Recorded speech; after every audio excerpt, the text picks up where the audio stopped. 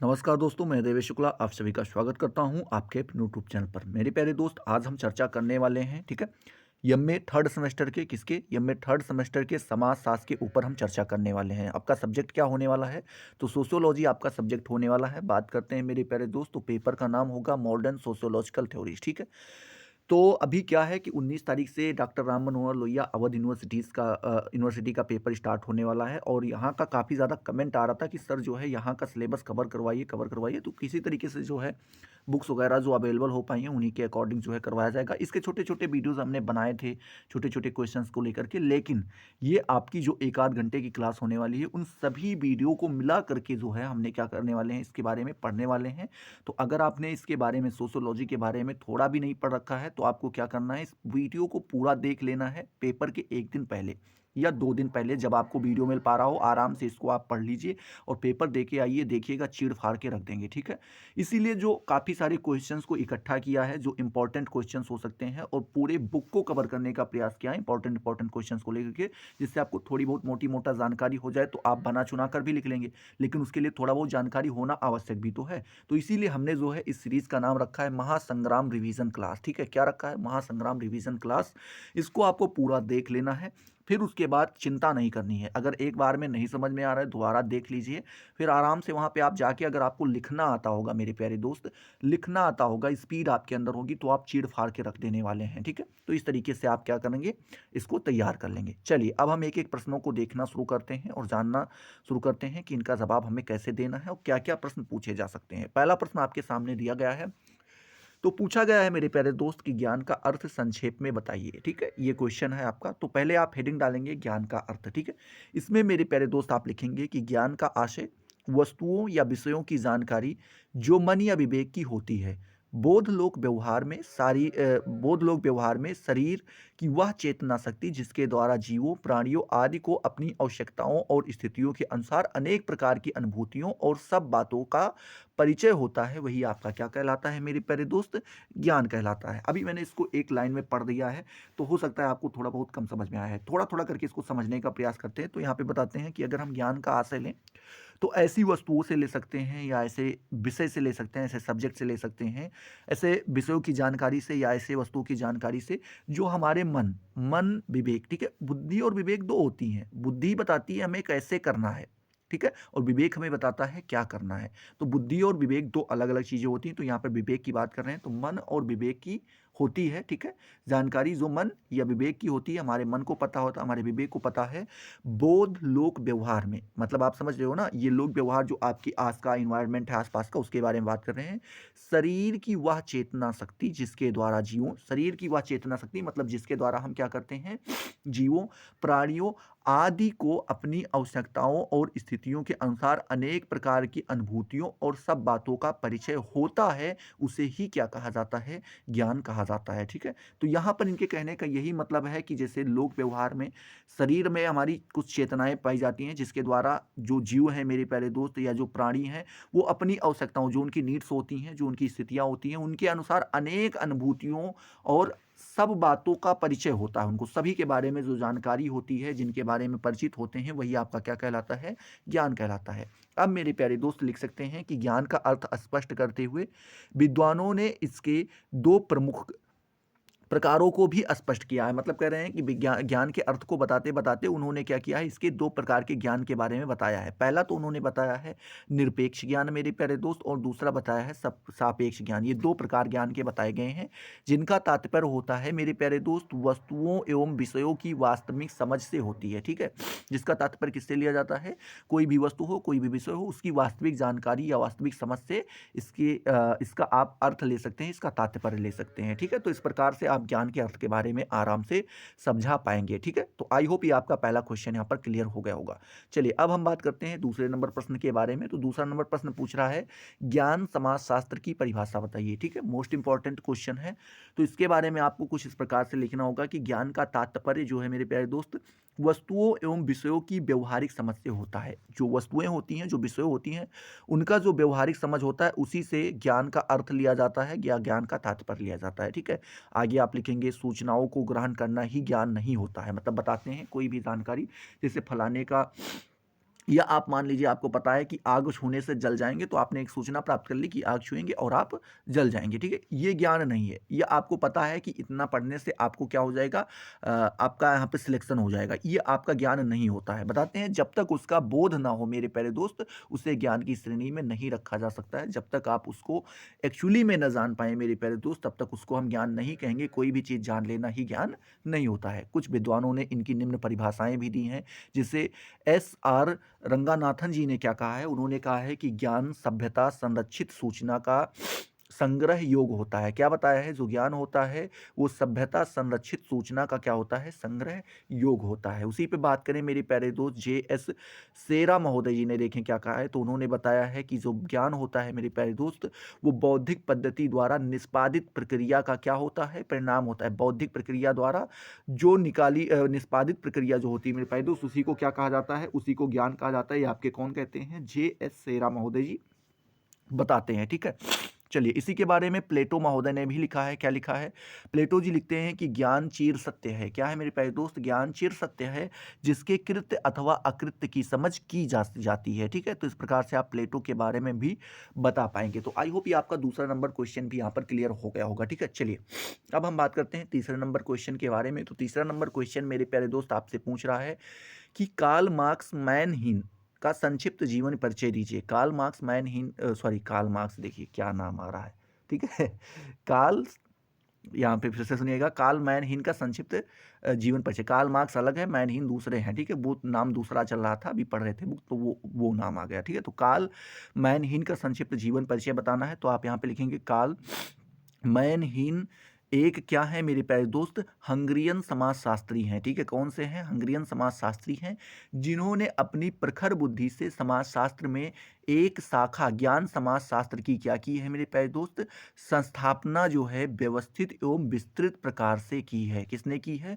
Karl मैनहीन ने की है। इनका जन्म जो है 27 मार्च 1893 ईस्वी में बुडापेस्ट, मेरे प्यारे दोस्त, किसमें? बुडापेस्ट हंगरी में हुआ था। इन्होंने अपने सबसे प्रचलित पुस्तक आइडियोलॉजी एंड ऑप्टिया, ठीक है, सॉरी आटोपिया, यूटोपिया, हाँ यूटोपिया, आइडियोलॉजी एंड यूटोपिया में मेरे प्यारे दोस्त ज्ञान के समाजशास्त्र की विस्तृत व्याख्या की है, ठीक है? आगे आप लिखेंगे, इस प्रखर बुद्धि के महान विद्वान की मृत्यु 9 जनवरी 1947 ईस्वी को लंदन के मेरे प्यारे दोस्त यूनाइटेड किंगडम में हो गई थी।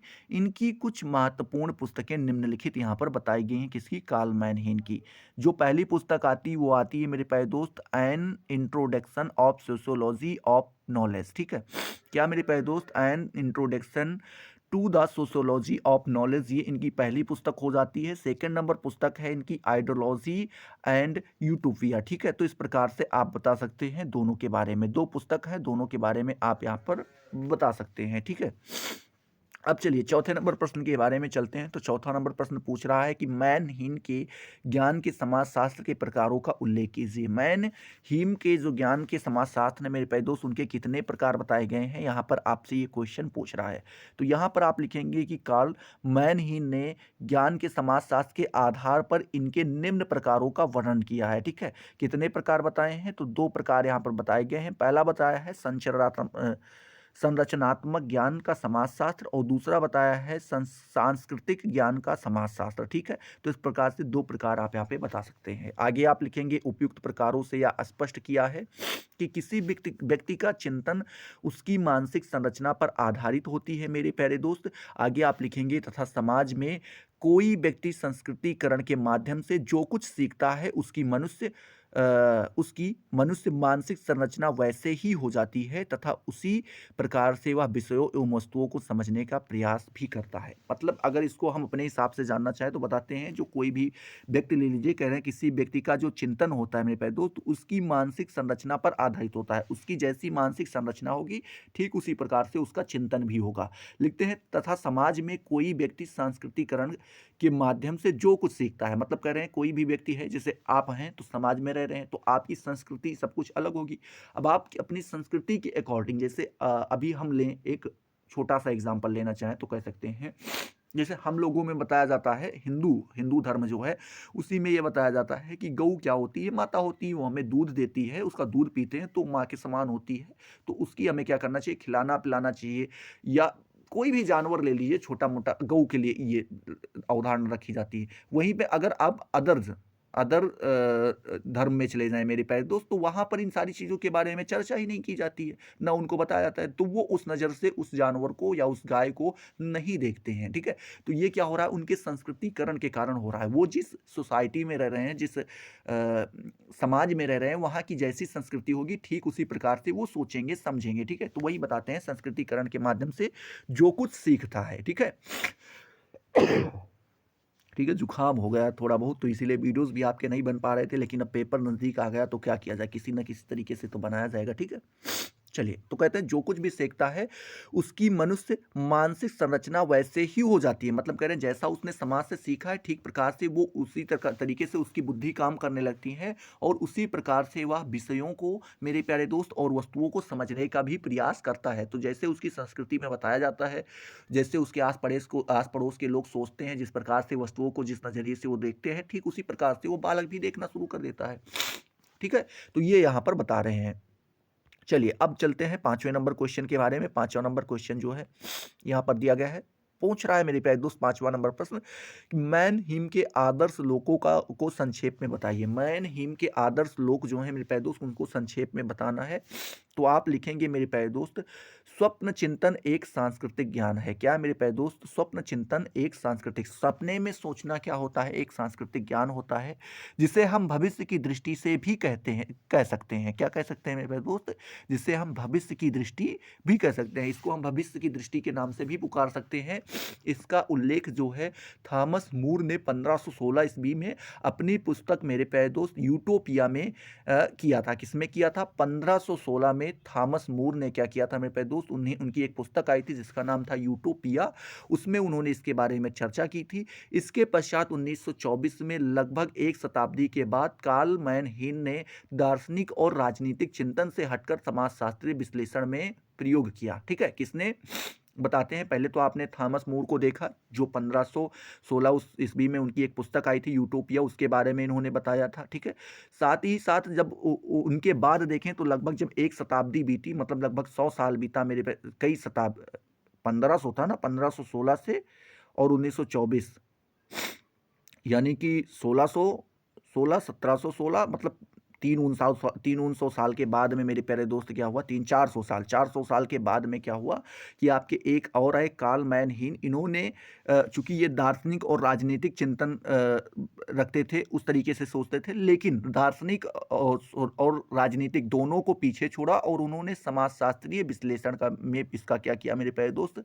प्रयोग किया। बताते हैं, मैनहीन का दृढ़ तर्क था मेरे प्यारे दोस्त, क्या था? कि वैचारिक या विचारधारा एक प्रकार की सामाजिक संस्कृति ज्ञान है, जो न केवल समाज का बल्कि संसार का भी विश्लेषण करती है। उन्होंने क्या बताया? जो वैचारिक, या जिसे आप विचारधारा कहते हैं मेरे प्यारे दोस्त, ये क्या होता है? एक प्रकार का सामाजिक सांस्कृतिक ज्ञान है। क्या है? सामाजिक सांस्कृतिक ज्ञान है, जो केवल समाज के बारे में ही नहीं बताता है, समाज का विश्लेषण ही नहीं करता है, बल्कि वह पूरे संसार का भी विश्लेषण करता है। तो ये आपके कौन बताते हैं? ये आपके मैनहीम जी बताते हैं 1924 के लगभग में। ठीक है, तो ये यहाँ पे आप इसके बारे में बता सकते हैं, आदर्श लोक के बारे में। ठीक है, आगे आप बताएंगे। मैनहीम के शब्दों में देखें तो उन्होंने स्वप्न चिंतन ही परिवर्तन का मार्ग प्रशस्त करता है। उन्होंने क्या कहा है?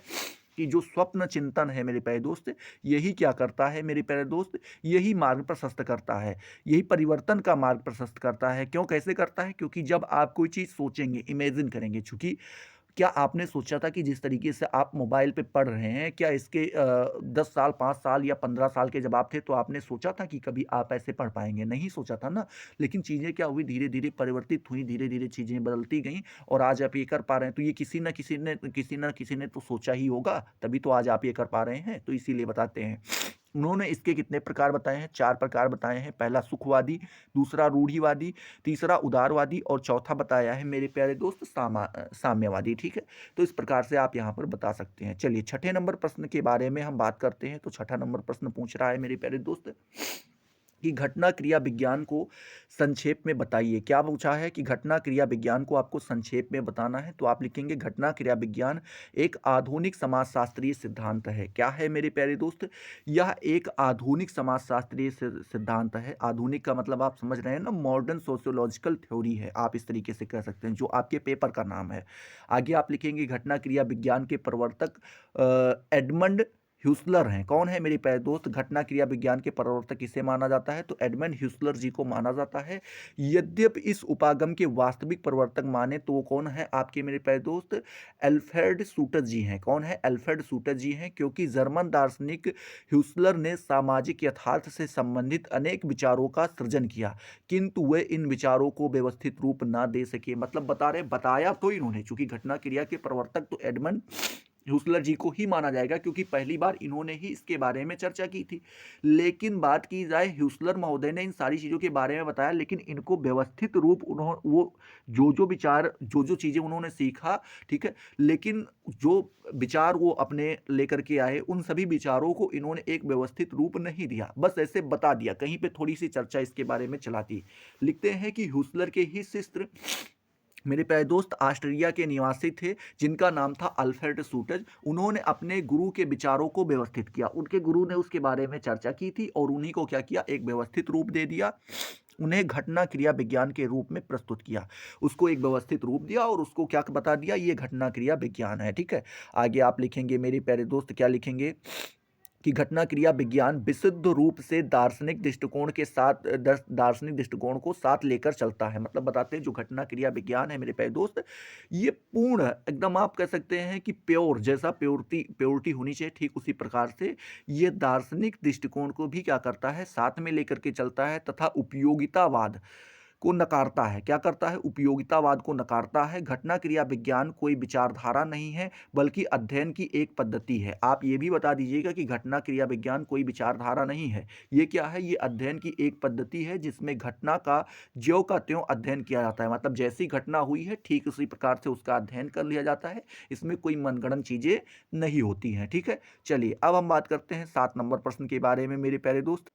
17 नंबर प्रश्न मेरे प्यारे दोस्त वही है जो अभी आपने पीछे पढ़ा है। क्या पूछ रहा है कि घटना क्रिया विज्ञान शब्द के वास्तविक सृजनकर्ता कौन है? क्योंकि आपको अभी हमने पहले ही बताया है कि इसके जो वास्तविक सृजनकर्ता हैं वो कौन थे, वो आपके थे एडमंड हुसलर को माना जाता है। ठीक है, लेकिन उनके जो एक शिष्य थे जिनका नाम क्या था मेरे प्यारे दोस्त, अल्फ्रेड सूटज था। ठीक है, उन्होंने क्या किया था कि उसको एक व्यवस्थित रूप दे दिया था, क्योंकि उनके गुरु जो थे वो बहलों की तरह इसे इसे करके जो है चले गए थे। ठीक है, चलिए तो इसको आपको कुछ इस प्रकार से लिखना होगा कि घटना क्रिया विज्ञान के वास्तविक जो सृजनकर्ता है मेरे प्यारे दोस्त, उसके रूप में किसको माना जाता है? एडमंड हुसलर जी को माना जाता है।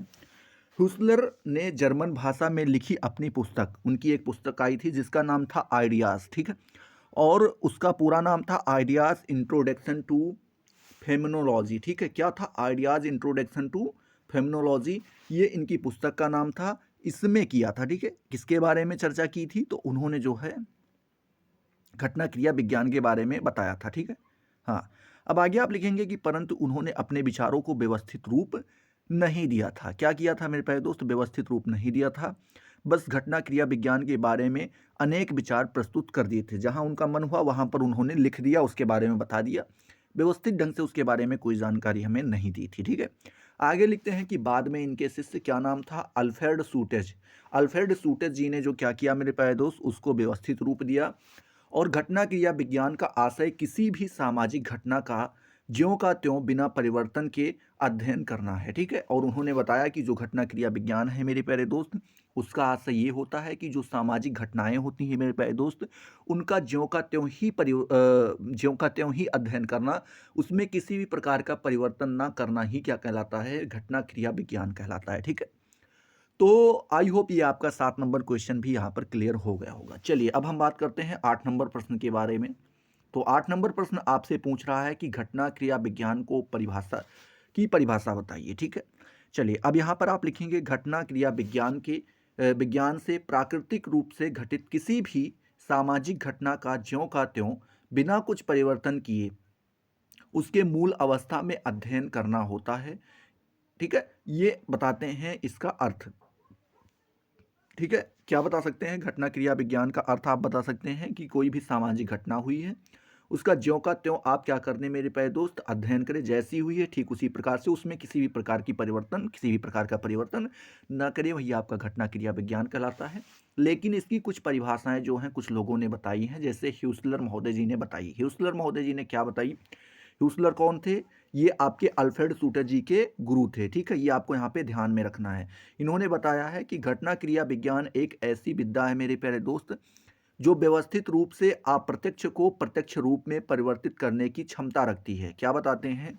क्या होती है? जो व्यवस्थित रूप से अप्रत्यक्ष को, जो अभी इस समय पे अवेलेबल ना हो, जैसे कुछ साल वर्षों पहले कोई घटना हुई हो और वो अभी अवेलेबल ना हो, लेकिन जब आप उसके बारे में अध्ययन करें, ठीक है, सॉरी, यहाँ पे क्या बताते हैं? व्यवस्थित रूप से प्रत्यक्ष को अप्रत्यक्ष रूप में, सॉरी, अप्रत्यक्ष को प्रत्यक्ष रूप में परिवर्तित करने की क्षमता। हाँ, कुछ साल पहले मान लीजिए कोई घटना हुई थी और उसके बारे में आपको जानकारी नहीं है, लेकिन जब आप उसको पढ़ते हैं, उसको देखते हैं, उसके बारे में जानने का प्रयास करते हैं, तो हूबहू वही सारी चीज़ें आपको वहाँ पर दिखाई जाती हैं, बताई जाती हैं। वही आपका क्या कहलाता है? घटना क्रिया विज्ञान कहलाता है। या स्वीकृत मानकों को अस्वीकार करने, उसमें व्याप्त अर्थों को सामने लाती है। क्या बताते हैं? ये जो स्वीकृत मानक होते हैं मेरे प्यारे दोस्त, उनको अस्वीकार कर देती है, और जो व्याप्त अर्थ होता है मेरे प्यारे दोस्त, उन्हीं को क्या करती है?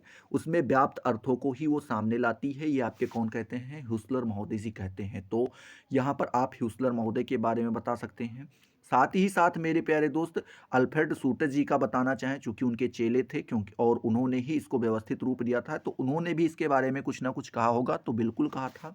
अल्फ्रेड सूटर जी का मत था कि घटना क्रिया विज्ञान वस्तुओं में जो है रुचि नहीं रखता है। किसमें मेरे प्यारे दोस्त? किसी भी प्रकार की वस्तुओं में वो रुचि नहीं रखता है, अपितु उनके अर्थों में रखता है। उनका अर्थ क्या होना चाहिए, उसमें वो अपना जो है रुचि रखता है।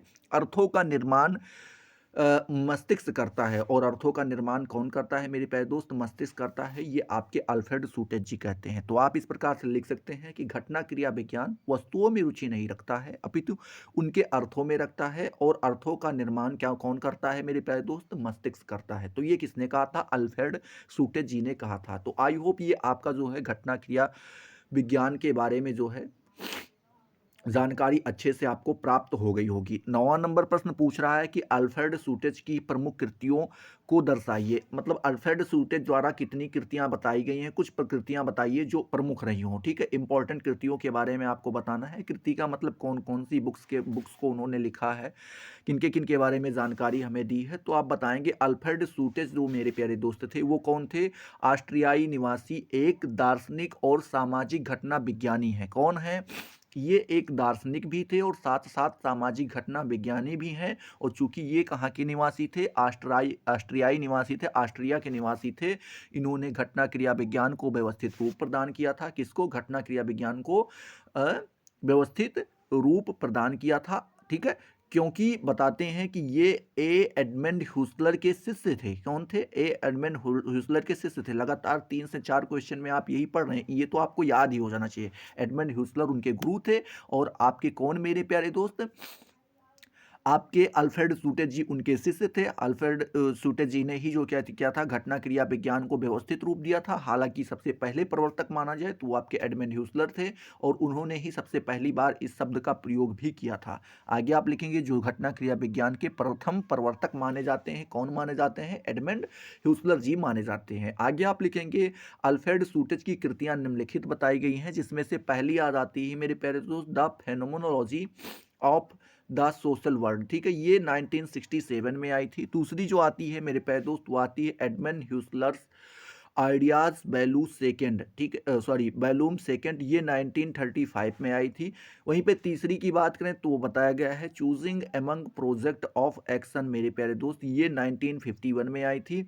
उसी में चौथी बुक्स की बारे में बात करें, चौथे बुक्स के बारे में बात करें तो आप बता सकते हैं Strauss theory of alter ego मेरे प्यारे दोस्त, ये आपकी क्या आई थी? 1948 में आई थी। और पांचवी पुस्तक जो थी वो थी मेरे प्यारे दोस्त William James concept of stream of consciousness phenomenology. ठीक है, उसके बाद हाँ, इंटरप्रेटेड, ठीक है, ये 1941 में आई थी। तो ये 4-5 पुस्तक के बारे में आप आराम से याद कर लीजिए। मान लीजिए 5वीं नंबर पुस्तक आपको नहीं याद आ रही है तो कोई दिक्कत नहीं, 4 भी आप वहाँ पर लिख देंगे तो आराम से काम हो जाएगा, कोई दिक्कत नहीं है, ठीक है।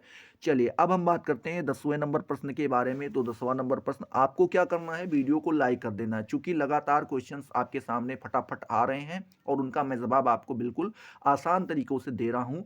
अगर मान लीजिए आपको वीडियो देखने में मज़ा आ रहा है तो देखिए, एक बार वीडियो देख सकते हैं। अगर दोबारा नहीं समझ में आ रहा है तो आप इसका पीडीएफ मांगेंगे तो मैं पीडीएफ भी अवेलेबल करवा दूंगा, आप आराम से वहां से भी पढ़ सकते हैं, ठीक है। चलिए 10वां नंबर प्रश्न जो है पूछ रहा है कि सूटेज के अनुसार घटना क्रिया विज्ञान के 3 तत्व क्या हैं। क्या पूछ रहा है, सूटेज के अनुसार बताना है घटना क्रिया विज्ञान के 3 तत्व क्या है। तो आप लिखेंगे घटना क्रिया विज्ञान, घटना क्रिया वैज्ञानिक अल्फ्रेड सूटेज के अनुसार घटना क्रिया विज्ञान में निम्नलिखित 3 तत्व विद्यमान होते हैं, ठीक है, जिसके माध्यम से घटना क्रिया विज्ञान को समझने का प्रयास किया जाता है। ये कौन बताते हैं, अल्फ्रेड सूटेज के अनुसार ये बताया गया है कि जो घटना क्रिया विज्ञान होता है मेरे प्यारे दोस्त, इसमें 3 तत्व विद्यमान होते हैं, जिसके माध्यम से हम क्या करते हैं, घटना क्रिया विज्ञान को समझने का क्या करते हैं मेरे प्यारे दोस्त, प्रयास करते हैं।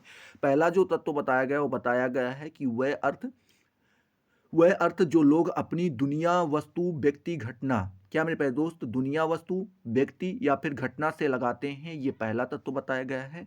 वह दृष्टिकोण या संदर्भ मेरे प्यारे दोस्त, जिससे लोग अपने को तथा दूसरे को देखते हैं, ये दूसरा तत्व। और तीसरा वह अभिप्राय जो व्यवहार से जुड़े होते हैं, ये तीसरा तत्व बताया गया है। तो 3 तत्व आप बता सकते हैं घटना क्रिया विज्ञान के, ये 3 तत्व बताए जाते हैं। वास्तविकता यह है कि ये तीनों ही बातें किसी भी सामाजिक या व्यवहारात्मक विज्ञान के लिए आधारभूत हैं, ठीक है। तो ये यहाँ पे बताते हैं, मतलब कह रहे हैं कि अगर आप वास्तविक बात कर रहे हैं तो ये 3 तत्व बताए गए हैं, इसका आप किसी भी सामाजिक विज्ञान में या व्यवहारात्मक विज्ञान में मेरे प्यारे दोस्त यूज करना चाहें तो यूज कर सकते हैं, ये सभी के लिए बेस पॉइंट का काम कर सकती हैं, ठीक है। चलिए अब 11 नंबर प्रश्न के बारे में बात करते हैं। तो 11 नंबर प्रश्न मेरे प्यारे दोस्त आपसे पूछा गया है, क्या पूछा गया है, पूछा गया है कि पीटर वर्जर के प्रमुख कृतियों का उल्लेख कीजिए। पीटर वर्जर की प्रमुख कृतियां कौन कौन सी हैं, उनके बारे में आपको यहाँ पर बताना है, ठीक है। तो चलिए एक एक के बारे में हम जानने का प्रयास करते हैं।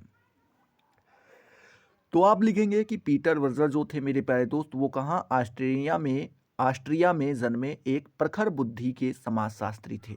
उन्होंने समाजशास्त्र के क्षेत्र में अतुलनीय योगदान दिया है। इनकी कृत्य निम्नलिखित हैं। पहला आपका है इन्विटेशन ऑफ सोशियोलॉजी, क्या, इन्विटेशन टू सोशियोलॉजी, ठीक है, ये 1963 में आई थी।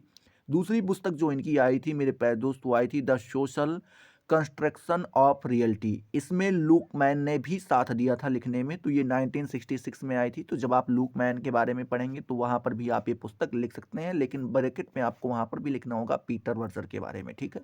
चलिए तीसरी जो बुक इनकी आई थी वो आई थी द सीक्रेट कैनोपी, ठीक है, क्या है, कैनोपी जो कुछ है, 1967 में आई थी। चौथी बुक जो आई थी मेरे प्यारे दोस्त वो आई थी द होमलेस माइंड, ये आपकी आई थी 1973 में। और पांचवी आई थी जो मेरे प्यारे दोस्त वो आई थी पिरामिड्स ऑफ सेक्रीफाइस, ठीक है, ये 1947 में 1974 में आई थी, ठीक है। तो इस तरीके से आप यहाँ पर ध्यान में रख सकते हैं, 5 किताबों के बारे में आराम से इनकी बता सकते हैं। चलिए 12 नंबर प्रश्न मेरे प्यारे दोस्त देखते हैं। तो 12 नंबर प्रश्न आपसे पूछ रहा है कि लुकमैन की प्रमुख कृतियों का उल्लेख कीजिए। लुकमैन की प्रमुख कृतियां कौन कौन सी हैं, उनके बारे में बताना है। तो आप यहाँ पर लिखेंगे लुकमैन स्लोपेन मूल के एक जर्मन समाजशास्त्री थे। क्या थे मेरे प्यारे दोस्त, स्लोपेन मूल के एक जर्मन समाजशास्त्री थे।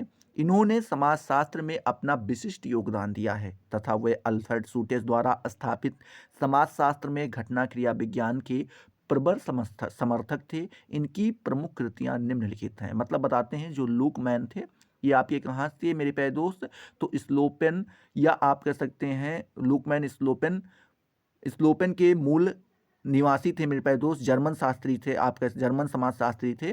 और इन्होंने समाजशास्त्र के क्षेत्र में अपना विशिष्ट योगदान, मतलब काफ़ी ज़्यादा अपना योगदान दिया है। और आगे आप लिख सकते हैं कि अल्फ्रेड सूटेज द्वारा स्थापित समाजशास्त्र में घटना क्रिया विज्ञान के प्रबल संबंध रखते हैं। तो मतलब बताते हैं जो अल्फ्रेड सूटेज ने जिस घटना क्रिया विज्ञान के बारे में जानकारी हमें दी, बताया है, उसके ये प्रबल जो है समर्थक भी थे, उसका सपोर्ट भी करते थे और इनकी कृतियां निम्नलिखित यहाँ पर बताई गई हैं। पहला जो बताया गया वो बताया गया है the social construction of reality. ठीक है, ये आपकी कौन 1966 में आई थी और पी बर्जर जी के साथ में आई थी। ठीक है, किसके? पी बर्जर जी के साथ में आई थी, जो अभी आपने ऊपर पढ़ा। ठीक है, चलिए अब अगली पुस्तक के बारे में बात करें तो बताया गया है द इनविजिबल रिलीजन। ठीक है, ये आपकी 1967 में आई थी।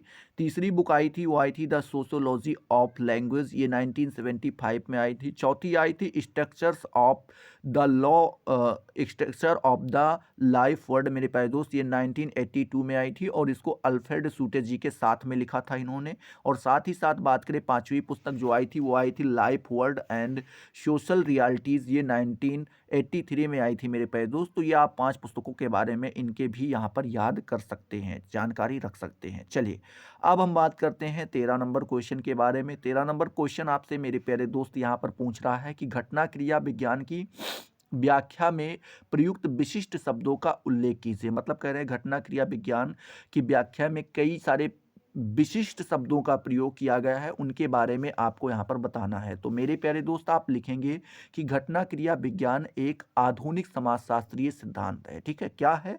मॉडर्न सोशियोलॉजिकल थ्योरी है मेरे प्यारे दोस्त, जिसके प्रथम प्रवर्तक किसको माना जाता है? एडमंड ह्यूसलर जी को माना जाता है, तथा उन्होंने घटना क्रिया विज्ञान के संबंध में कई नियम प्रस्तुत किए पर उनको व्यवस्थित ना कर सके। किसने? एडमंड ह्यूसलर जी ने जो है घटना क्रिया विज्ञान के संबंध में कई नियम हमें बताए, लेकिन मेरे प्यारे दोस्त वो उनको व्यवस्थित रूप से नहीं रख सके, ना कर सके। ठीक है, बाद में उन्हीं के एक शिष्य हुए हैं जिनका नाम आया है अल्फ्रेड सूटेज। वो किसके शिष्य थे? तो वो आपके एडमंड ह्यूसलर जी के सब शिष्य थे मेरे प्यारे दोस्त। ने इसे व्यवस्थित एवं विस्तृत रूप प्रदान किया। उन्होंने क्या किया? इसे व्यवस्थित रूप और विस्तृत रूप प्रदान किया तथा इसके शाब्दिक अर्थों को स्पष्ट करते हुए कहा कि घटना क्रिया विज्ञान शब्द को अलग अलग संधि विच्छेद किया जाए तो मेरे प्यारे दोस्त इसे घटना प्लस क्रिया प्लस प्लस विज्ञान के रूप में किया जा सकता है। ठीक है, आगे लिखते हैं जिसका तात्पर्य है मेरे प्यारे दोस्त क्या है? क्रमशः, मतलब जैसे क्रम बताया गया, पहले घटना का अर्थ देखें तो बताया गया है प्रवृत्ति में घटित कोई भी सामाजिक घटना। क्या? प्रवृत्ति में घटी कोई भी सामाजिक घटना, ये घटना का अर्थ यहाँ से लिया जाता है। दूसरा बताते हैं क्रिया, तो उसमें किस प्रकार के क्रिया अर्थात कैसे कार्य कर रही है, ये आपका क्रिया से अर्थ लिया जाता है। और साथ ही बताते हैं विज्ञान शब्द का अर्थ है किसी प्रकृत वैज्ञानिक है। इसकी प्रकृति क्या है मेरे प्यारे दोस्त? वैज्ञानिक है, तथा इन्हीं शब्दों को घटना क्रिया विज्ञान की परिभाषा एवं व्याख्या में दिया जाता है। ठीक है, तो इस प्रकार से आप इनमें प्रयुक्त शब्दों के बारे में आराम से बता सकते हैं। 14 नंबर प्रश्न के बारे में बात करें मेरे प्यारे दोस्त, तो 14 नंबर प्रश्न आपका यहाँ पर दिया गया है। क्या पूछा गया है कि लोक विधि विज्ञान या निर्जात पद्धति शास्त्र का अर्थ बताइए। ठीक है, ये आपका क्वेश्चन है। लोक विधि विज्ञान या जिसे हम निर्जात पद्धति शास्त्र के नाम से जानते हैं, इसके अर्थ को आपको यहाँ पे बताना है। तो मेरे प्यारे दोस्त आप लिखेंगे लोक विधि विज्ञान या निर्जात पद्धति शास्त्र से आशय इसकी अंग्रेजी पर्याय। क्या मेरे प्यारे दोस्त? इसकी अंग्रेजी पर्याय जिसको हम बोलते हैं एथनो मेथोडोलॉजी है मेरे प्यारे दोस्त। इसमें एथनो का अर्थ होता है लोक या जनसाधारण, मेथड का अर्थ होता है मेरे प्यारे दोस्त विधि या पद्धति, और लॉजी का अर्थ होता है विज्ञान। ठीक है, तो उपयुक्त पद्धति की उत्पत्ति घटना क्रिया विज्ञान से माना जाता है। बताते हैं जो उपयुक्त पद्धति बताई गई है, ऊपर बताई गई है, उसकी उत्पत्ति माने तो वो कहाँ से माना जाता है मेरे प्यारे दोस्त? लोक विधि विज्ञान का, या आप कह सकते हैं नवजात पद्धति शास्त्र का की उत्पत्ति जो है वो घटना क्रिया विज्ञान से ही मानी जाती है। आगे आप लिखेंगे इसके प्रथम प्रणेता कौन थे? एडमंड ह्यूसलर जी ही थे। किसके थे मेरे प्यारे दोस्त? घटना क्रिया विज्ञान के। आगे आप लिखेंगे तथा व्यवस्थित एवं विस्तृत रूप देने वाले कौन थे? अल्फ्रेड सूटेज जी थे। कम से कम 5 बार इसके बारे में बताया गया है, अगर आपको अब भी ना याद रहे तो बेकार है। ठीक है, अल्फ्रेड सूटेज और आपको एडमंड ह्यूसलर, दो वर्ड नहीं याद हो पा रहे हैं तो बेकार है। आगे आप लिखेंगे कि अल्फ्रेड सूटेज के घटना क्रिया विज्ञान में लोक विधि विज्ञान के फलने फूलने के लिए मेरे प्यारे दोस्त उपजाऊ भूमि प्रदान किया। किस कौन बताते हैं? जो अल्फ्रेड सूटेज जी थे, उन्होंने घटना क्रिया विज्ञान सूटेज का जो घटना क्रिया विज्ञान था मेरे प्यारे दोस्त, उसने लोक विधि विज्ञान के फलने फूलने के लिए उपजाऊ भूमि प्रदान करवाई। ठीक है, आगे आप लिखेंगे लोक विधि विज्ञान को विकसित करने में एच गारफिंकल, कौन मेरे प्यारे दोस्त? एच गारफिंकल को सूटेज के घटना क्रिया विज्ञान मेरे प्यारे दोस्त से प्रेरणा मिली और इसे आगे, एक मिनट, प्रेरणा मिली, हाँ यहाँ पे मिली और इसे आगे बढ़ाने में गोफमैन सहित अनेक विद्वानों ने महत्वपूर्ण भूमिका का निर्वाह किया। ठीक है, तो इस प्रकार से आप यहाँ पर बता सकते हैं। ठीक है, चलिए आगे मेरे प्यारे दोस्त आप लिखेंगे। अगला अगला प्रश्न जो है, अगला प्रश्न क्या पूछ रहा है? 15 नंबर आपसे पूछ रहा है मेरे प्यारे दोस्त कि लोक विधि विज्ञान में गारफिंकल की परिभाषा स्पष्ट कीजिए। लोक विधि विज्ञान में गारफिंकल ने क्या परिभाषा दी है उसके बारे में बताना है। गारफिंकल भी इनको कहते हैं, गारफिंकन भी कहते हैं, जो नाम आपको समझ में आए आराम से लिख सकते हैं। तो लिखेंगे लोक विधि विज्ञान की कुछ प्रमुख परिभाषाएं निम्न हैं, जिसमें से गारफिंकन की पहली याद आती है। उन्होंने बताया है जन सामान्य द्वारा प्रयुक्त की जाने वाली विधियों या पद्धतियों के वैज्ञानिक अध्ययन को लोक विधि विज्ञान कहते हैं। ये आपके कौन कहा है, किसने कहा है? गारफिंकन महोदय जी ने कहा है। ठीक है, आगे दूसरे आप क्या आते हैं? J.H. टर्नर जी आते हैं। इन्होंने बताया है कि लोक विधि विज्ञान जो है मेरे प्यारे दोस्त, उसमें आत्मवाचक एवं अनुक्रमणी कर्ता द्वारा अंतः क्रियाओं का विश्लेषण किया जाता है। ये आपके कौन बताते हैं? ये आपके J.H. टर्नर महोदय जी बताते हैं। उपयुक्त दोनों विद्वानों के कथन से यह स्पष्ट होता है कि लोक विधि विज्ञान जन सामान्य द्वारा प्रयुक्त की जाने वाली विधि है। इसका उद्भव घटना क्रिया विज्ञान से माना जाता है। किससे माना जाता है? तो ये आपकी जो लोक विधि विज्ञान है, इसका उद्भव माना जाता है कि ये कहाँ से आया है, तो इसकी उत्पत्ति घटना क्रिया विज्ञान से हुई है। आराम से इन चीज़ों के बारे में आप यहाँ पर बता सकते हैं। ठीक है, तो आई होप ये सारी चीज़ें आपको यहाँ पर क्लियर हो गई होंगी। अगर क्लियर हो रही तो फटाफट वीडियो को लाइक करते रहो, अपने दोस्तों के साथ शेयर करो। अभी तक अगर आपने चैनल को सब्सक्राइब नहीं किया मेरे प्यारे दोस्त, तो सब्सक्राइब कर लो। टोटल 10 पेजेस हैं और छठे नंबर पेज पर हम लोग पहुंच गए हैं, यानी आधा हो गया है, आधा बाकी है। आराम से आप इनको पढ़ते रहिए। ठीक है, चलिए आगे लिखते हैं। तथा इसके व्यवस्थापन एवं विस्तार में गारफिंकल ने घटना क्रिया विज्ञान सूटस द्वारा स्थापित सिद्धांत से प्रेरणा मिली है। मतलब वही बताते हैं जो आपका। ठीक है, आगे आप लिखेंगे 16 नंबर प्रश्न के बारे में। तो 16 नंबर प्रश्न पूछ रहा है कि गारफिंकल या गारफिंकन की प्रमुख कृतियों का नाम उल्लेख कीजिए मेरे प्यारे दोस्त। तो आप लिखेंगे गारफिंकन जो थे मेरे प्यारे दोस्त, वो आपके न्यूजर्सी में जन्मे। कहाँ के? न्यूजर्सी में जन्मे एक ऐसे सामाजिक निर्जात शास्त्री हैं जिन्होंने लोक विधि विज्ञान या एथनोमेथोडोलॉजी मेरे प्यारे दोस्त, एथनोमेथोडोलॉजी को व्यवस्थित रूप से विकसित किया, जिनकी प्रमुख रचनाएं निम्नलिखित यहाँ पर बताई गई हैं। ठीक है, तो यहाँ पर पहली जो उनकी रचना बताई गई मेरे प्यारे दोस्त, तो बताई गई है कॉलर टर्बल in primer for white folks. ठीक है, ये 1946 में आई थी। दूसरी पुस्तक जो इनकी बताई गई, वो बताई गई कंडीशन ऑफ सेक्सस डिग्रेडेशन। ठीक है, सरमनीज, ये आपकी आई थी 1956 में। तीसरी बुक आई थी, वो आई थी स्टडीज इन एथनोमेथोडोलॉजी। ठीक है, एथनोमेथोडोलॉजी ये आई थी इनकी कब? 1967 में आई थी। चौथी जो पुस्तक आई थी वो आई थी स्टडीज इन राउटिन। ठीक है, राउटिन ग्राउंड ऑफ एवरीडे एक्टिविटीज़, ये आई थी 1972 में आई थी मेरे प्यारे दोस्त। और पांचवी पुस्तक इनकी आई थी, वो आई थी एथनोमेथोडोलॉजी मेरे प्यारे दोस्त, प्रोग्राम वर्किंग आउट। ठीक है, उसके बाद दुर्खीम्स अफोरिम्स। ठीक है, ये 2002 में आई थी। ठीक है, चलिए 17 नंबर प्रश्न के बारे में बात करते हैं। तो 17 नंबर प्रश्न पूछ रहा है, गोफमैन की प्रमुख कृतियों का उल्लेख कीजिए। तो यहाँ पर मेरे प्यारे दोस्त आप लिखेंगे कि 11 जून 1922 ईस्वी को कनाडा में जन्मे। कहाँ पर इनका जन्म हुआ था? तो गोफमैन का आप जन्म बता सकते हैं कि 11 जून 1922 में कनाडा में हुआ था। ई गोफमैन ऐसे समाजशास्त्री थे जिन्होंने समाज के क्षेत्र में बहुत सराहनीय योगदान दिया, जिसमें मेरे प्यारे दोस्त अभिनय कला सिद्धांत एक महत्वपूर्ण एवं सराहनीय योगदान रहा है। ठीक है, इसमें से इन्होंने एक सिद्धांत दिया था जिसका नाम था अभिनय कला सिद्धांत। मेरे प्यारे दोस्त, इसका इम्पोर्टेंस काफ़ी ज़्यादा रही है और इसके लिए इनको जो है आप थैंक यू भी बोल सकते हैं। ठीक है, चलिए इनकी कृतियों के बारे में बात करें तो कृतियां यहाँ पर बताई गई। पहला बताया गया है मेरे प्यारे दोस्त, the presentation of self of everyday life, ये 1959 में आई थी मेरे प्यारे दोस्त। दूसरी आप लिख सकते हैं बिहेवियर इन पब्लिक प्लेस, मेरे प्यारे दोस्त, ये 1963 में आई थी। और तीसरी लिख सकते हैं स्टिग्मा, ठीक है, या सिग्मा आप कह सकते हैं, टी शायद साइलेंट रहेगा, जो कुछ भी हो। ठीक है, तो ये थोड़ा इंग्लिश का प्रोनाउंसिएशन है, आप अपने हिसाब से कर लीजिएगा। Notes on the management of spoiled identity, ठीक है, ये आपकी 1963 में आई थी। चौथी पुस्तक बताते हैं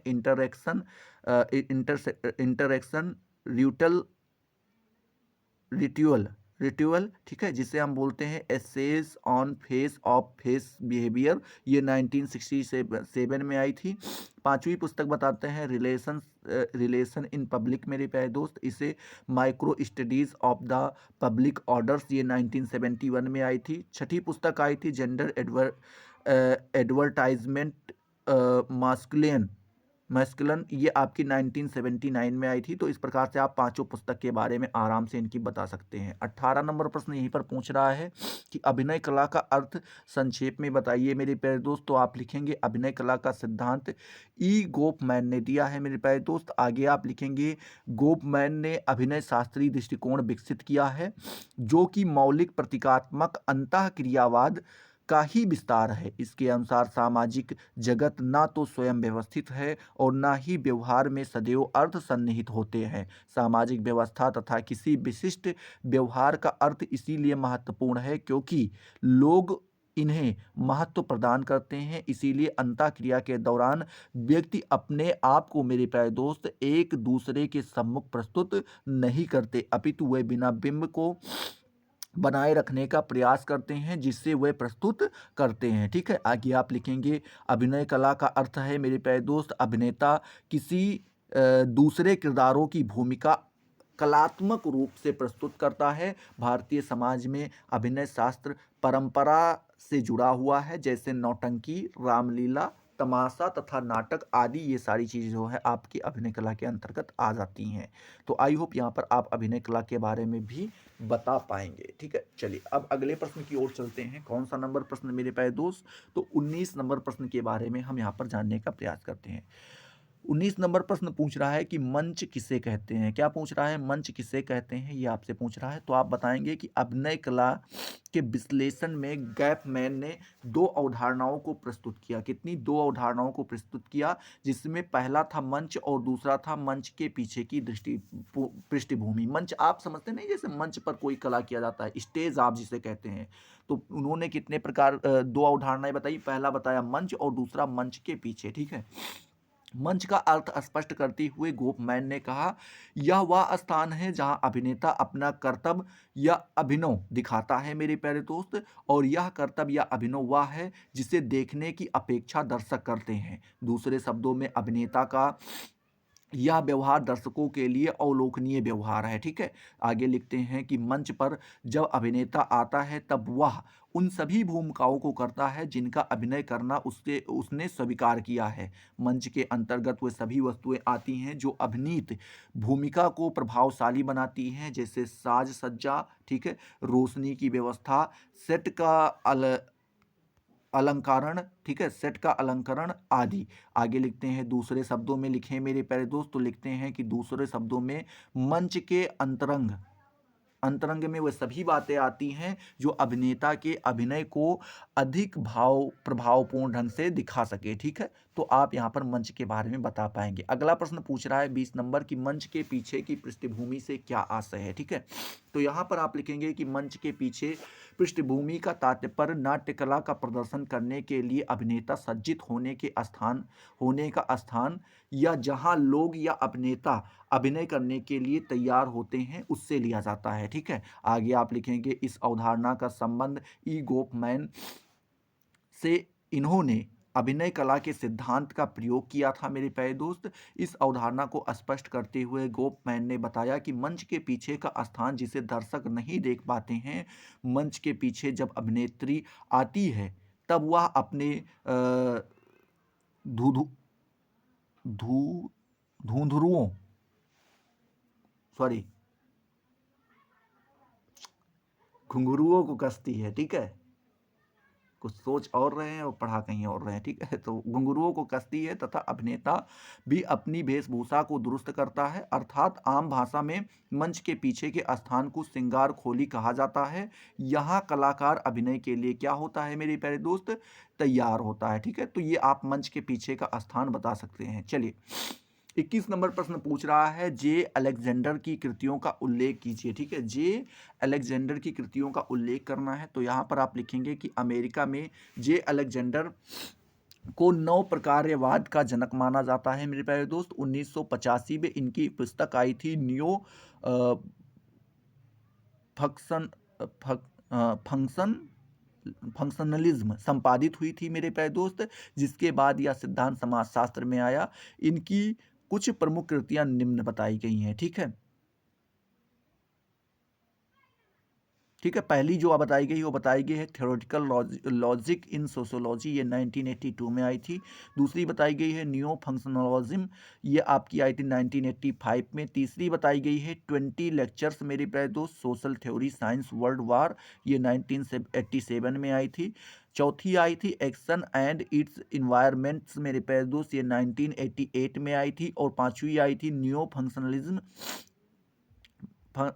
फंक्शनलिज्म एंड बियॉन्ड, ये 1998 में आई थी। तो आज यहाँ पर आप जो है 5 पुस्तकों के बारे में आराम से बता सकते हैं। 22 नंबर प्रश्न पूछ रहा है कि नौ प्रकार्यवाद को संक्षेप में बताइए। नौ प्रकार्यवाद को आपको संक्षेप में बताना है, तो यहाँ पर आप लिखेंगे अमेरिकन समाजशास्त्री जे अलेक्जेंडर को अमेरिका में नौ प्रकार्यवाद का जनक माना जाता है। इन्होंने अपनी पुस्तक न्यू फंक्शनलिज्म में सन 1985 में पहली बार इसी सिद्धांत को प्रस्तुत किया, जिससे यह सिद्धांत समाजशास्त्र में आया। ठीक है, तो ये आप नौ प्रकारवाद के बारे में थोड़ा सा बताएंगे। फिर आगे लिखेंगे मेरे प्यारे दोस्त, क्या लिखेंगे कि वैचारिक दृष्टि से जे अलेक्जेंडर मार्क्सवादी रहे हैं। कौन से रहे हैं, ये मार्क्सवादी रहे हैं। उनका विचार था कि नौ वामपंथी मार्क्सवादी परंपरागत मार्क्सवादी को नकारता है, किंतु 1970 में जे अलेक्जेंडर ने अपने आप को नौ मार्क्सवादी से अलग कर लिया। जे अलेक्जेंडर के अनुसार नौ प्रकार्यवाद कोई विकसित सिद्धांत नहीं है, बल्कि यह एक सुझाव मात्र है। इन्होंने कहा कि नौ प्रकार्यवाद की प्रमुख प्रवृत्तियों में यह मान्यता है कि नौ प्रकार्यवाद बहुआयामी है। इसके अंतर्गत सूक्ष्म और बृहद दोनों प्रकार के विश्लेषण आ जाते हैं तथा नौ प्रकार्यवाद वामपंथी हैं। ठीक है, आगे आप लिखेंगे प्रकार्यवादी की भांति ही यथास्थिति को बनाए रखने का पक्षधर नहीं है। ठीक है, आगे आप लिखेंगे नौ प्रकारवाद पार्सन्स की आधुनिकता का भी विरोधी है। ठीक है, तो इस प्रकार से आप यहाँ पर इसके बारे में बता पाएंगे। 23 नंबर प्रश्न के बारे में चलें तो पूछ रहा है कि लुई पियरे अल्थूजर की कौन मेरे प्यारे दोस्त लुइस पियरे अल्थूजर की प्रमुख कृतियों का उल्लेख करना है। तो यहाँ पर आप लिखेंगे लुइस पियरे अल्थूजर का जन्म 16 अक्टूबर 1918 को अल्जीरिया में हुआ था मेरे प्यारे दोस्त। अल्थूजर की कृतियाँ उनके पागलपन से पहले की हैं। ठीक है, कैसे हैं मेरे प्यारे दोस्त, अल्थूजर की जो कृतियां हैं वो उनके पागल हो गए थे उसके पहले की इनकी कृतियां हैं, उससे पहले उन्होंने लिखा था। इनकी विक्षिप्त अवस्था के कारण इनके लेखन में संबद्धता देखने को नहीं मिलती है। इनकी प्रमुख कृतियां निम्नलिखित बताई गई हैं। पहला बताया गया है मेरे प्यारे दोस्त फॉर मार्क्स, ये 1966 में आई थी। दूसरा आया था रीडिंग कैपिटल ये 1970 में आया था मेरे प्यारे दोस्त। Lenin and philosophy and other essay मेरे प्यारे दोस्त ये 1971 में आया था मेरे प्यारे दोस्त। और जो चौथी इनकी पुस्तक आई थी वो कौन सी आई थी? Philosophy and philosophy and the spontaneous philosophy of the scientist and other essay ये 1990 में आई थी। इनकी मृत्यु 72 वर्ष की आयु में 22 अक्टूबर 1990 में पेरिस फ्रांस में हो गई थी। ठीक है, तो इस प्रकार से आप यहाँ पर बता सकते हैं। 24 नंबर प्रश्न पूछ रहा है आपसे, क्या पूछ रहा है कि अल्थुजर के भाषाई संरचनावाद को मार्क्सवाद पर लागू करके संरचनात्मक मार्क्सवाद के विकास के पीछे कौन से उद्देश्य थे मेरे प्यारे दोस्त? तो आप लिखेंगे कि मार्क्स की अधिसंरचना की उपेक्षा अल्थुजर को स्वीकार नहीं है। अल्थुजर की उपेक्षा करते हुए प्रासंगिक माना है। ठीक है, अल्थुजर ने अपने भाषाई संरचनावाद को मार्क्सवाद पर लागू करके संरचनात्मक मार्क्सवाद के पीछे उनका यह प्रमुख उद्देश्य था कि सामाजिक संरचना के 3 स्तर होते हैं, पहला आर्थिक, दूसरा राजनीतिक और तीसरा वैचारिक। आगे आप लिखेंगे कि अल्थुजर का यह मानना था कि मार्क्सवाद यह मानते हैं कि आर्थिक निर्धारणवाद पीढ़ी दर पीढ़ी चलता रहता है। ठीक है, इस प्रकार अल्थुजर ने एक प्रश्न प्रस्तुत किया कि सामाजिक संरचना के लिए पीढ़ी दर पीढ़ी, युग दर युग अपने अस्तित्व को कैसे बनाए रखना संभव है। इस प्रश्न के उत्तर में मार्क्सवाद यह कहते हैं, क्या कहते हैं मेरे मार्क्सवादी? यह कहते हैं मेरे प्यारे दोस्त कि समाज में उत्पादन की प्रक्रिया निरंतर चलती रहती है। पुराने उत्पादन के साधनों के स्थान पर नए उत्पादन के साधनों ने ले लिया है। अल्थुजर ने ऐसे मार्क्सवाद का विश्लेषण संरचनात्मक मार्क्सवाद से जोड़कर इसके अध्ययन के उपागम प्रस्तुत किए हैं। ठीक है, तो इस प्रकार से आप यहाँ पर बता पाएंगे। 25 नंबर प्रश्न यहीं पर मेरे प्यारे दोस्त आपसे पूछ रहा है, क्या पूछ रहा है कि ग्राम्सी की प्रमुख कृतियों का उल्लेख कीजिए। ग्राम्सी की प्रमुख कृतियों के बारे में बताना है, तो आप लिखेंगे कि अंतोनियो ग्रास्मी इटली के प्रमुख नव मार्क्सवादी थे। उनकी गिनती 20वीं शताब्दी के महत्वपूर्ण विचारकों में जो मार्क्सवाद से प्रभावित थे में की जाती थी। ठीक है, आगे आप लिखेंगे ग्रास्मी का जन्म 22 जनवरी 1891 ईस्वी में इटली में एक गरीब परिवार में हुआ था। ग्रास्मी ने अधिसंरचना का सिद्धांत दिया था। किसका दिया था मेरे प्यारे दोस्त? अधिसंरचना का सिद्धांत दिया था। ठीक है, किसने दिया था? ग्रास्मी ने अधिसंरचना का सिद्धांत दिया था। उनकी कृतियां प्रमुख यहाँ पर बताई गई हैं। पहली जो इनकी कृति बताई गई है वो बताई गई है the modern Prince and other writings. ये आपकी आई है मेरे प्यारे दोस्त 1951 में आई है। दूसरी आई है selection from the prison selection from the prison notebook मेरे प्यारे दोस्त, ये 1971 में आई है। तीसरी बताई है सिलेक्शन फ्रॉम पॉलिटिकल राइटिंग मेरे प्यारे दोस्त, ये 1977 में आई है। इनका जीवन प्रारंभ से गरीबी में बीता था, पर वह राजनीति में सक्रिय रहते थे। 1926 में मुसोलिन, किसने मेरे प्यारे दोस्त? मुसोलिन के शासनकाल में राजनीतिक सक्रियता की वजह से ये जेल भी भेज दिए गए थे। ठीक है, आगे आप लिखेंगे मेरे प्यारे दोस्त इनकी मृत्यु अल्प आयु में 46 वर्ष की अवस्था में 27 अप्रैल 1937 ईस्वी को क्या हो गई थी मेरे प्यारे दोस्त? ये इनकी मृत्यु हो गई थी। तो इस प्रकार से आप 25 नंबर प्रश्न के बारे में भी जानकारी आराम से दे सकते हैं। 26 नंबर प्रश्न यहीं पर पूछ रहा है मेरे प्यारे दोस्त, क्या पूछ रहा है कि फ्रैंकफुर्ट स्कूल मेरे प्यारे दोस्त, इसके बारे में बताना है। तो लिखेंगे 1923 ईस्वी में मेरे प्यारे दोस्त जर्मनी में फ्रैंकफुर्ट नगर में फ्रैंकफर्ट स्कूल की स्थापना हुई, जिसके संस्थापक माने जाते हैं किसको? फ्लिक्स वैलजी को माना जाता है। 1930 में मैक्स होरखीमेर, कौन मेरे प्यारे दोस्त? मैक्स होरखीमेर के बारे में बात करें, इस संस्था के डायरेक्टर बने। ठीक है, किसके बने? ये आपके फ्रैंकफुर्ट जो स्कूल बना, इसके संस्थापक 1930 में किसको बनाया गया? मैक्स होरखीमेर को बनाया गया। ठीक है, आगे आप लिखेंगे कि फ्रैंकफुर्ट स्कूल की स्थापना का प्रमुख उद्देश्य एक ऐसे समाजशास्त्री सिद्धांत का निर्माण करना था मेरे प्यारे दोस्त, जो अर्थव्यवस्था, मनोविज्ञान, सांस्कृतिक और तात्कालिक पूंजीवादी समाज के मध्य स्थापित संबंधों का अध्ययन कर सके, जिसका प्रमुख जिसका मुख्य कारण था यह था मेरे प्यारे दोस्त कि स्कूल के सदस्य तात्कालिक क्लासिकल समाजशास्त्रीय सिद्धांत से, ठीक है, संतुष्ट नहीं थे। इन विचारकों का मत था मेरे प्यारे दोस्त कि ये सिद्धांत समाज के चरित्र का सही प्रस्तुतिकरण नहीं कर पा रहे हैं, ठीक है। इसीलिए इन विचारकों ने अपना एक नया सिद्धांत विकसित किया जो विवेचनात्मक सिद्धांत या फिर मेरे प्यारे दोस्त क्या विवेचनात्मक सिद्धांत या फिर विवेचनात्मक समाजशास्त्र के नाम से भी जाना जाता है, ठीक है। आगे लिखेंगे तथा इनकी यह संस्था फ्रैंकफुर्ट स्कूल के नाम से समाजशास्त्र में पाई जाती है, ठीक है। तो इस प्रकार से आप फ्रैंकफुर्ट स्कूल के बारे में आराम से बता सकते हैं। चलिए अगला नंबर जो 27 नंबर आपको यहाँ पर दिया गया है वो पूछ रहा है कि ज्ञान के समाजशास्त्र में सामूहिक मन से क्या तात्पर्य है मेरे प्यारे दोस्तों। आप लिखेंगे कि मनुष्य के विचार चिंतन प्रणालियों को तब तक भली भांति नहीं समझ सकते हैं जब तक कि उनकी सामाजिक उत्पत्ति के विषय में हमें स्पष्ट ज्ञान ना हो, ठीक है। आगे लिखते हैं वास्तविक यह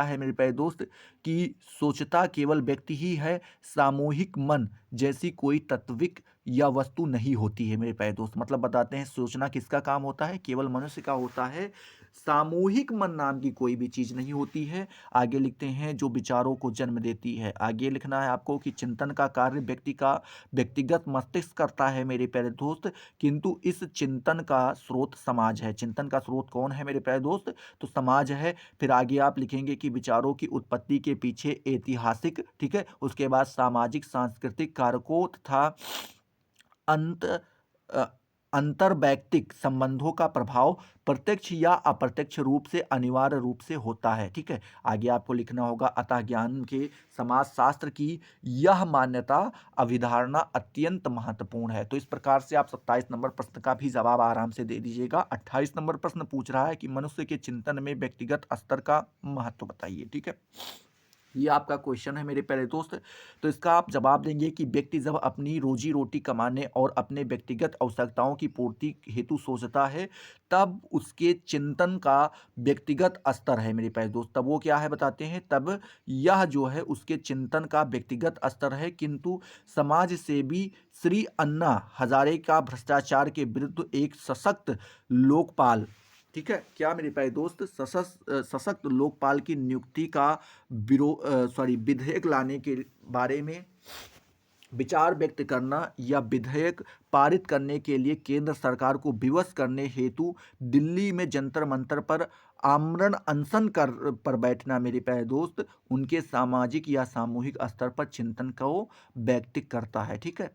तो इस प्रकार से आप यहाँ पर बताइएगा। व्यक्तिगत चिंतन का आप ऐसे ही सोच लीजिए, व्यक्तिगत स्तर जो होता है मेरे प्यारे दोस्तों कैसा होता है, जब आप अपनी रोटी के लिए सोचें, अपने कपड़ा के लिए सोचें, अपने मकान के लिए सोचें, अपने बच्चों के लिए सोचें, तो ये आपका व्यक्तिगत हो गया। वहीं पर जब आप पूरे समाज को लेकर के चलने लगे कि भैया ये कष्ट हमें नहीं, ये कष्ट सभी को है और इसको दूर ही होना चाहिए, और उसके लिए जब आप कोई कदम उठाते हैं तो वो आपका सामाजिक हो जाता है। तो इस प्रकार से आप व्यक्तिगत और सामाजिक दोनों याद रखिएगा, ठीक है। चलिए 29 नंबर प्रश्न जो है मेरे प्यारे दोस्त पूछ रहा है, क्या पूछ रहा है, हेबरमास का विवेचनात्मक सिद्धांत क्या है, आपको यहाँ पर बताना है। हेबरमास का विवेचनात्मक सिद्धांत के बारे में बताना है। तो आप लिखेंगे कि हेबरमास का विवेचनात्मक सिद्धांत बहुलक्षणी एवं बहुआयामी है। क्या है मेरे प्यारे दोस्त, लक्षणी है और बहुआयामी है। इन्होंने इस बात पर बल दिया है कि विवेचनात्मक सिद्धांत में सर्वाधिक महत्व संचार का है, ठीक है। ये क्या बताते हैं, जो विवेचनात्मक सिद्धांत तो है मेरे प्यारे दोस्त, इसमें सबसे ज़्यादा जिसकी इंपॉर्टेंस होती है वो किसकी होती है, वो संचार की होती है। उन्होंने भाषा को भी अपने सिद्धांत में विशेष महत्व दिया है। उन्होंने क्या किया है, भाषा को भी अपने सिद्धांत में क्या दिया है, विशेष महत्व दिया है, लैंग्वेज को इंपॉर्टेंस दी है। विज्ञान और भाषा, ठीक है, विज्ञान और ज्ञान की चर्चा उन्होंने राज्य के संदर्भ में ही की है, ठीक है, में की है। किसकी की है, तो उन्होंने जो है मेरे प्यारे दोस्त बताते हैं विज्ञान और ज्ञान की चर्चा उन्होंने राज्य के संदर्भ में की है। कुल मिलाकर हेबरमास के विचार बिखरे हुए हैं। कैसे हैं मेरे प्यारे दोस्त? तो आप बता सकते हैं हेबरमास के जो सिद्धांत वो कैसे हैं? बिखरे हुए हैं। इनको क्रमबद्ध रूप में तार्किक आधार पर प्रस्तुत करना क्या है? एक कठिन कार्य है। वस्तुतः हेबरमास ये चाहते हैं कि एक ऐसा एकीकृत समाज बने जिसका आधार संरचना हो। जिसका आधार क्या हो मेरे प्यारे दोस्त? सॉरी, जिसका आधार क्या हो? संचार हो, संरचना नहीं, संचार हो। ठीक है। उनके विवेचनात्मक सिद्धांत का मुख्य आधार क्या है? विचारधारा है। ये आपके किसका है मेरे प्यारे दोस्त? तो ये हेबरमास जी का। तो आप यहाँ पर हेबरमास के जो विवेचनात्मक सिद्धांत है उसके बारे में बता सकते हैं। ठीक है। चलिए, अब 30 नंबर प्रश्न और आज का आखिरी प्रश्न जो है मेरे प्यारे दोस्त, वो आपसे पूछ रहा है कि हेबरमास के विवेचनात्मक सैद्धांतिकरण के प्रमुख विषय क्या हैं? आपको यहाँ पर बताना है। ठीक है। किसके? हेबरमास का जो विवेचनात्मक सिद्धांतिकरण है मेरे प्यारे दोस्त, इसके प्रमुख विषय क्या है आपको यहाँ पर बताना है। तो लिखेंगे मेरे प्यारे दोस्त कि हेबरमास का संपूर्ण विवेचनात्मक सैद्धांतिकरण अत्यधिक जटिल और बिखरा हुआ है। कैसा है मेरे प्यारे दोस्त? अत्यधिक जटिल। जटिल का मतलब उलझा हुआ कह सकते हैं, और बिखरा हुआ भी है। इसका प्रमुख कारण यह है कि हेबरमास ने अपने अलग अलग पुस्तकों में विवेचनात्मक सिद्धांतीकरण का कार्य किया है।